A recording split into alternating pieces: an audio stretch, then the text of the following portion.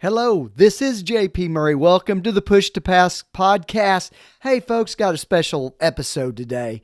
I thought what I would do is tell you a story and provide some learning and some content insights about business development and racing sponsorships as I tell the story of how I launched JP Moery Racing almost 2.5 years ago.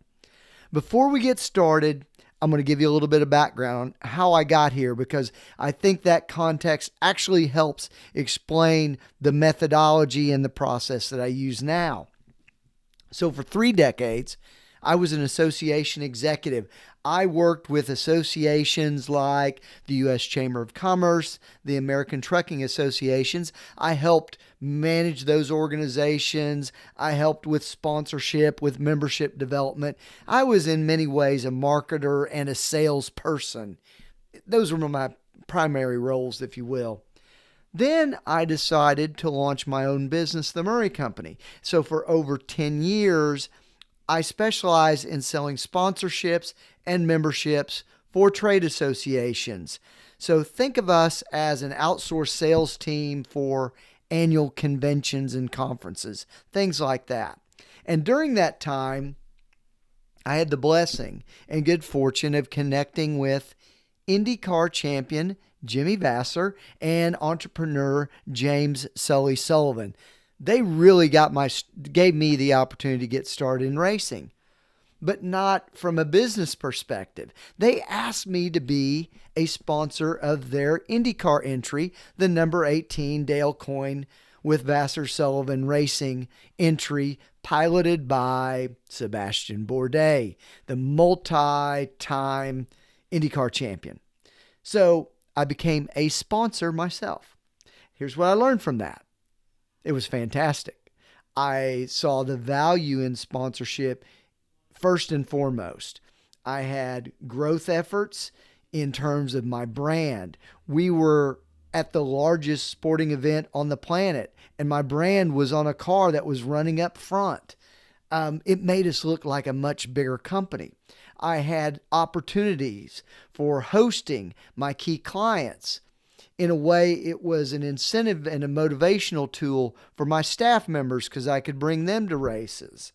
I was able to develop unique content for our podcasts and our social media. In a sense, we looked bigger and different than the competition that I had in Washington, D.C. So I gained great value in that. I observed during that time that the race teams had a little bit of a need. They didn't have time to sell racing sponsorships because they were in the field and they were conducting the events. They maybe lacked business connections. They're racers first and foremost in many cases. So they weren't used to being able to connect and provide value or information to Main Street or Wall Street or mid-cap businesses. They also, except for the larger teams, faced a real kind of a lack of sales infrastructure, processes, and people to do that business. And as you may know, racing is a very expensive thing. So they needed the help I could see in those areas. So the fortunate timing came about where Advancia bought my company, the Moery Company. I decided to launch JP Moery Racing 2.5 years ago, and using my outsourced sales experience that I had acquired in the business community and use it for race teams. So for the past 2.5 years, I've been helping drivers and teams across IndyCar, NASCAR, USAC. I work with drivers Santino Ferrucci in IndyCar, in NASCAR and ARCA Series, this fantastic aspiring driver Taylor Reimer, and then the 4-time USAC Sprint Car champion Brady Bacon. So I work with them on a daily basis. Now, here's what I've observed in terms of maybe how and why sponsors may say yes or they might say no to your offer as a race team looking for sponsorships. If your sponsorship growth has stalled, it might not be because of your sales expertise or lack thereof, but these three areas. One is the potential sponsors don't know you or your race team well enough from a business perspective. I think that teams focus way too much on the action footage from the race, or let me rephrase it this way. They don't have a separate channel or communication strategy to communicate with businesses about the value of sponsorship. There's not enough promotion of sponsorship value that you deliver. And sponsors invest in your ability to give them a return on investment. So that's one area. The second is your offer isn't compelling enough. And here's what I've seen in that area. The sponsor packages are priced based on the racing costs, not on the value you deliver. You need to think about converting customers for your sponsors and how you're going to do that.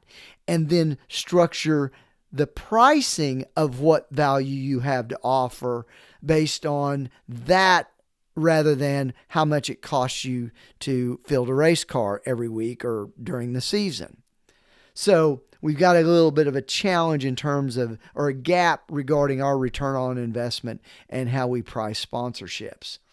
The third thing I've seen is the buyers, the businesses, don't understand the true value of sponsorship. And frankly, that's our challenge. That's what we need to solve. Many think that it is just about logo placement. They need to recognize the multi-day, multi-dimensional aspect of racing and sports marketing, and the fact that racing and motorsports can offer a unique perspective in terms of branding, broadcast media, earned media, in-person experiences, business-to-business transactions, individual sales calls and sales meetings at the track. There's so many opportunities. It's actually a bargain if we structure it the right way. So, how do we kind of shift our approach about how we do this? Well, one thing is this. I encourage you to position yourself as an educational resource for potential sponsors about the real value of what you have to offer overall in motorsports, but your team in specifics. Show how your partnering is driving business forward for your existing sponsors. Show them. Tell them about how you're doing things for other companies. And create packages then that speak to the needs of the company, not just looking for a donation to underwrite your racing costs, because they're not interested in that. The next thing I want to chat about is time allocation. And what I spend my time on is I'm marketing and promoting our race teams. I spend about 20% of my time marketing my racers through social media, on LinkedIn in particular. I do email campaigns. I make phone calls. I spend a lot of time sending out information and content about the folks that I work for. The teams that also assist you in that are super valuable. Many racers don't communicate enough about their sponsors either. So if they can do that, and they can also jump on phone calls with you and actually visit with your sponsors, you're going to be way ahead of the game, because people love connecting with the exciting athletes that you represent. The other thing I spend my time on is developing a good sales operation, and I've done that over the years in my association business. So I've replicated number of calls, my databases, my ability to prospect and get new contacts. I've utilized that process to now racing. And because gaining prospects and protecting the existing relationships, super important. I spend 20% of my time prospecting new companies and about another 10 to 15% staying in communication with my existing sponsors to make sure that they're happy. So The final thing I would mention, so let me break out the numbers. What is that? About 50% of my time between marketing and prospecting, give or take. Then the rest, the remaining 50% is selling directly, calling, making contacts, learning more about the companies to see if you can be valuable to them. So final observations here for non-employee consultants that may want to do this. Pick your clients very selectively. Like I said, I currently support Santino, Taylor, and Brady. I'm actually thinking about taking on one more client, but make sure that you have driver and team support.